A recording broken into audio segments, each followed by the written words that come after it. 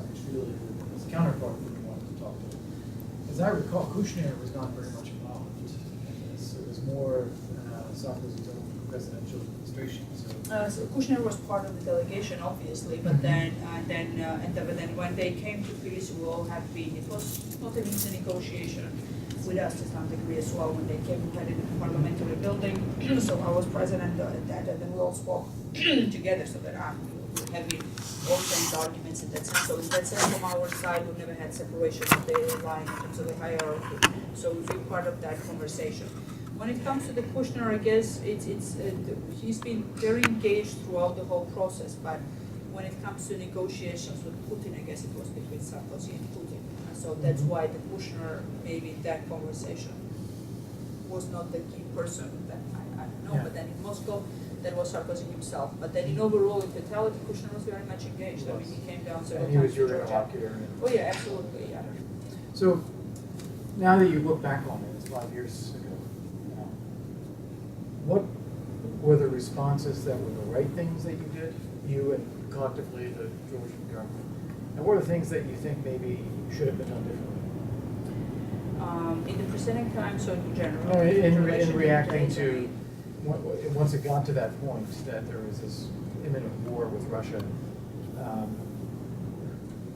who made what right decisions and made what wrong decisions? And it's really a very tough question because I'm not a military person myself, because I can't go really deep when it comes to the analysis of strategic or tactical imperatives when it comes to the military action that has been undertaken for the reasons that I've mentioned.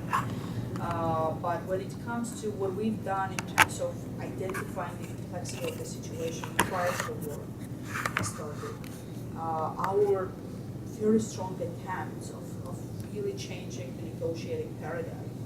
And prior to the August 8 as well, I mean, it's not that then we said that it got very bad and right away we started defensive action. In the days preceding, we've had constant updates, me personally as well, to my counterparts. The situation was getting worse and worse.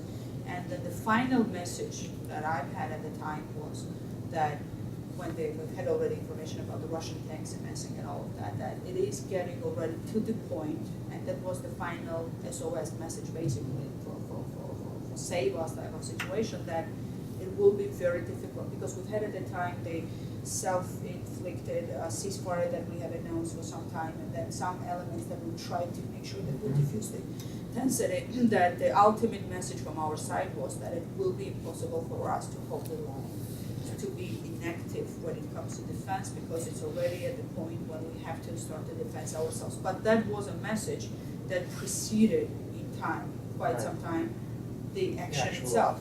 So in a way, we've tried to make this awakening moment, not prior to the August 8, but previously to that as well, with all the work that we've done to make sure that we would have prevented it from happening, with all the resources that we've had and potential of reinvigorating somehow the negotiating processes. I mean, now I really have the question, when all this meeting with Berlin has been trashed by the Russians, why wasn't that an awakening moment for anybody? That what were Russians up to? Why they were not coming at this extremely tense time to the negotiating table? It's like if you imagine a doctor, you have a dying patient, and you say, "Oh my God, I have to have a lunch right now, an arrangement, and I have to go, and I'll come back maybe in a couple hours."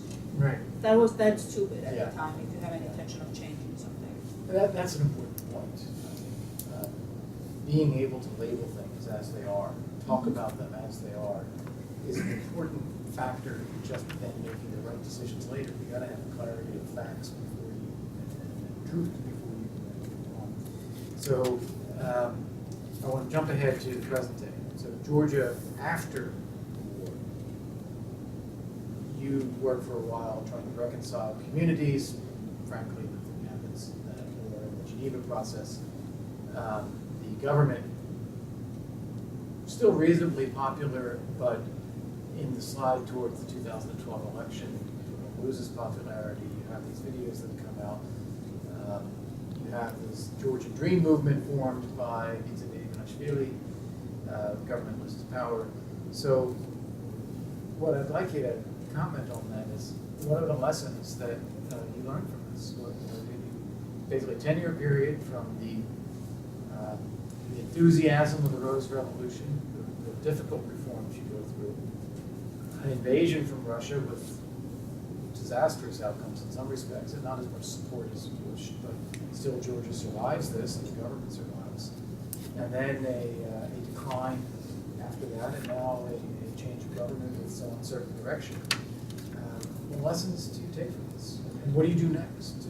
There are so many lessons we still need to look into and analyze. It's still a bit of a short period of time for that maybe, but one of the elements, I guess, what is bad when in post-revolutionary periods the new team survives the reforms in a sense that you're re-elected, that you strong as a team still, so you're not dismantled, you don't have too much of friction inside, and then you're sort of a strong team that still is an attractive force to be with for young professionals, for persons who want to accomplish themselves, because that's where most of the changes are happening. You're good in terms of the human resource, you're good in terms of deliveries, you're growing yourself, so you do better in some sense the actual work of the governments that one needs to do, and there was significant changes in all the years that were part of the period of the governance of the national movement in a sense, and more sophistication in terms of the modernity and innovation that came into the system. So it differs what we have right now in terms of the system of justice or the services that the government delivers now in 2012-13 rather than we've had in 2007 and 8. Well, it was already quite well developed, but it developed even more so when it comes to a better service that you deliver to the people. So, but then if you don't have one of the unfortunate elements, I guess, of these developments was that it is very hard in those situations for competitor to emerge. Not that you're perfect, so that nobody can criticize you, so that on that one can politically grow, but somehow it happens that many capable persons try to accomplish themselves already. Not that they are opportunistic, but then that's somehow where it's a small country still, so the human trainers somehow happen mostly to the public sector in that sense, so that less were left at the time in the civil societies or in the political opposition. It's very hard to have political instinct for any political party, I would say, to be encouraging your own opposition in some sense, artificially or not. So it's a heavy burden to place on a governing party that you have to do proactively something that allows for emergence of your own competitors to happen in a significant way. It's hard to even know how you do this even in some sense, but It's hard to think of an but example one of lesson anyone is that's that done it. if you are innovative enough of knowing how you would be doing that without doing the job for the opposition, and then something that would inherently go to your own instinct of a political animal or body, then it's beneficial for you as well. Because when we, my sense is that the fact that we haven't had strong competitor in a meaningful sense was very bad for us, because then at some point of the time you become not arrogant, but then too self-confident, and you know what is best for the country. You do it, you try to deliver, but at the same time you don't question to the degree that otherwise you would question, cross-check whatever you're doing, and popularize that right away with the population, because you know that you have competitors. So if you do something good, you better sell it early on so that you have buy-in of the public and then capitalize on that politically. You don't do that much of an effort if you are too confident. And with that, you lose both. You lose a bit of an edge when it comes to your own questioning and criticism, but you lose a bit of an edge in terms of connectivity with the public, because you don't work on public that much, because you're not competing in that sense, I would say. And it's an instinct of politics, I guess, as well. It's obviously good to have inherent good instinct of always being good and connected with the people, but then this is so much of a routine and governance that comes with it as well. So how much time you find for that is a different question. It's not that the government or the UNME was closed very much to the people, or we started to become official or bureaucrats. No, it never happened. It was always non-bureaucratic government in the way it was, but we didn't engage public as much. Public had to be part of the whole process and have the image of that, and that was a huge mistake. And then I guess more forced into the judicial reform was something that we missed at the later stages, and again, public being more part of that as well in some sense, so that stakeholders would feel that they grow with the reform of the judiciary, because this is an essential comfort one needs to have in a democratic community, that you have to have an assurance that the rules of the game are relevant, because there's an arbiter who makes and then that's an element where people felt that they were not connected that much. It was more perception, as much as I believe, rather than an actual reality. Because now I see how these judges are behaving in the circumstances where they are with the power transfer. And if they would have been dependent on their psychology, they would make their life just very cozy. They would just make friends in different ways with the government, with all the decisions, high-profile cases they wanted for them to decide upon right now, but they're fighting back in a different way, which means that these years were very fruitful for that to happen, for the system to develop in that way. But there's lots of things to be done. You just said that during the time that the national movement was in power, you didn't foster and have a developing responsible opposition. Can the national movement be that kind of opposition for the Georgian Freedom government? I fully believe in that. There is so much investment that many in the party have done with very integrity and with integrated and solid motivation for development of the country, that it's this statesmanship type of thinking that many of them have at different levels of the party hierarchy in that sense. And then ultimately, well, we want to live in our country. We want our children to have a better life, and we are either in the party or outside of the party. You don't cheerlead to the setbacks in the country. Ultimately, you don't cheerlead if we are off the radar screen of UNA. You don't cheerlead to that because you're better off in terms of political scoring. It's tough, obviously. You would the natural, short-sighted vision could be that it's good that they don't do. They work well, they don't create jobs, they have bad economic policies, they might have, so I'm not saying that they do now as an ultimate decision, it's just theoretical sort of thinking in its sense. Not that I believe that they do a great job right now, but that it's too early to say for what they might be doing as a potential. But that's the role that this party is naturally placed to play because they have all the potential for that, and I trust many of them in their mindset that they are motivated for that. It will be fierce competition though, because they are party animals, they are political figures, they are experienced very much in politics. So it will be, yeah. So how do you see the next 4 years playing out? It will be definitely not boring, I would say. It will be politically tense still. The coalition is again, it's the first time that we have coalition at that level of the governance. We have to see how coalition itself evolves. There's a team that moves together, and it's the team that disintegrates in some sense. What will be the role of the Prime Minister?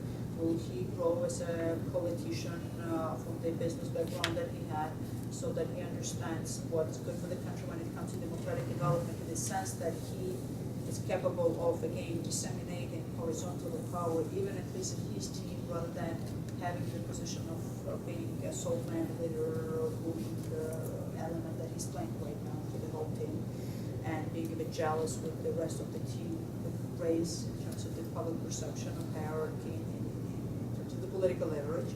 But that time will show for that, and then the real actions that they will undertake.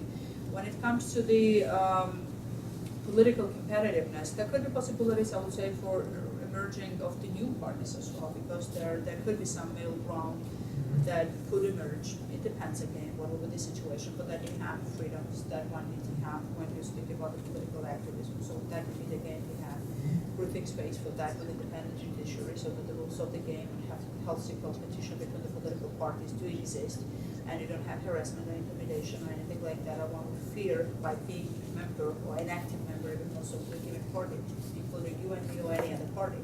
So, and hopefully it will be the situation when the majority has an understanding that it's okay to be majority of the time when you don't crush opposition, you don't marginalize opposition, because it's better for you and it's better for the country, and it's the lessons learned again from the previous experiences of the national movement they could take as such. That ultimately for that healthiness of the competition is even better for that. And when it comes to the foreign policies, my hope is that, I'm not really sure about that, but then at least there are some signs for that to happen, that when it comes to the foreign policy priorities, there's so many ways in which different actors can make common action, so that we make this progress to happen together. And there's so much experience with the national movement, experience that we bring now in the civil society as well, with the type of the initiatives I'm having and some of my former colleagues as well, so that from that angle will contribute to the development of the country from So non-political part of it in that sense. So last question then. So what is your mission? What are you going to do? My mission is to define my husband so that I'm not becoming a lawyer full-fledged. You really hope that I would become a normal person, I would have a legal practice, be with my kids more, and then not that he ever, he was always supportive for me doing what I've been doing, but he silently hoped for that, I guess, but it didn't come true. So I still decided to have substantial contribution to the development of the country. Substantial, it sounds ambitious, but contribution to the development of the country from the having a public life of the type that one can have with a think tank, which ultimately I would hope will become more of a do tank rather than classical think tank, because apart from research and policy analysis that we want to do, it's advocacy of the type that we want to develop, where we would create platforms where actually we would attempt to bring different stakeholders together and joining their forces and experiences. How much that is a romantical thinking or naive, we have to see, because I believe from the initial movement there will be motivation for that. I know many in the coalition that I know that will be motivated for that, but ultimately it needs to happen. So as much as we'll have capacity of doing that, we'll be very much motivated doing that. So it will be a combination of substantial engagement in that sense, maybe some combination of private consultancy, but that to the minor degree, so that I have at least in the first few years of the development of the think tank, all the time that I can devote to that. But next to that, as being a Georgian with the life that we've had, you never plan more than for a few years. So. Well, people would have said the protests before the Rose Revolution were romantic thinking as well. Look what happened. Absolutely, and after the revolution as well, I don't know if you remember the Ajaran region, we Yes. had a bit of a small kingpin there, Aslana Bashidze. It was a complacent, it was not acknowledged like that, but it was de facto self-governed in a way that he didn't care what Shevardnadze would want to do, to some degree, I would say, quite substantially as well. And then when revolution happened there as well, when the government again gained control with the popular support there, many feared that it would have become violent, Aslana Bashidze would fight back, but and then even those who supported the revolution were at some point cautious how much far we can go and tackle Aslana Bashidze guy. But then it went with the flow, with complete peacefulness into that. And Ajara is one of the fastest growing region of Georgia right now with all the tourism development. So huge potential Right, for that. right, of course. Yeah. Well, Eka, thank you very much. I Thank hope you. I've exhausted you. Thank you for having me. No, my pleasure. Anything that I should have asked you in didn't? We have a Thanks question. very much. We have a quick question. Oh, sorry. In a few sentences, can you describe what characteristics make up a leader in your mind? Oh, There are different features, I guess, that in different fields of the work that one can have as a leader, but then there are common denominators, I would say. One is good grasp of a certain area of work, at least in terms of professionalism that one needs to have, because you cannot be as a professional shallow, I would say, and just being a leader and having a good initiative and then carry the authority so that people follow you. So in a sense, you have to be credible that you know some of it substantially, that you are part of the overall process. But you have to have, obviously, ambition of doing more that that others might even think that you're capable of doing, and then have that self-confidence in yourself. Hopefully, obviously, realistic in a sense that it would be self-critical as well, but you have to be a bit more ambitious than otherwise people would be in the positions where you are. And then looking into yourself in such a way that you can actually achieve what you think that you're up to at that level, and then you can carry it on with you. You have to be a good team player. I mean, you cannot be a leader of the type that doesn't respect your partners around you. You have to be a team leader of the way where you can, especially with the transitional circumstances where countries are, if you're at state level, that you have to motivate people. It's a positive motivation that you have to encourage and then bring that as the team spirit rather than a discipline or a fear that one needs to have in that. And you have to encourage leadership on different grounds below yourself as well. Maybe it is not the part how business leaders are thinking, that I don't know, I've never been that type of a person, but In other positions, you have to encourage leadership and initiative of people who work for you or for the cause that you do, because that's how you multiply effect that you achieve out of the work that you do. So team spirit and delegation of the power in some sense and encouragement of the leadership and initiative are crucial as much as I believe for the type of the leadership one need to have in those circumstances. Do you have a model in mind, Elizabeth? Oh, that's a tough question. There are many actually that I could recall that in Georgia as well, not only outside. I mean, from international field, being a woman, that might sound scary for many who are on the left side of the political angle, but Thatcher was a good model for me always. This was the type of the lady that maybe I don't know that much in terms of internal politics, how much of a team player she was or not, but it seemed to me that she really turned an angle in such a way that she filled it in a different sense at crucial times in England.